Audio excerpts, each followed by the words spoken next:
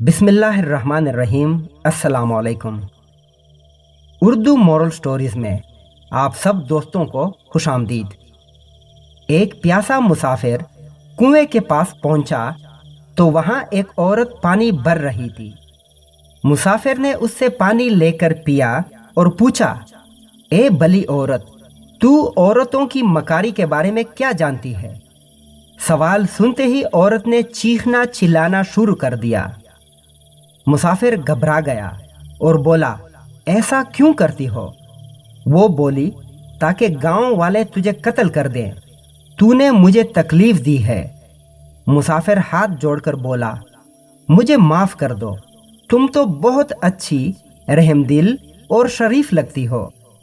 औरत ने उसकी बात सुनी और जल्दी से पानी का घड़ा अपने ऊपर उंडेल कर खुद को तरबतर कर लिया। इतने में गांव वाले आ गए। उन्हें औरत ने बताया कि मैं कुएं में गिर गई थी। इस नेक आदमी ने मुझे बचाया है। गांव वालों ने मुसाफिर का शुक्रिया अदा किया और उसकी जवां मर्दी का तस्करा करने लगे।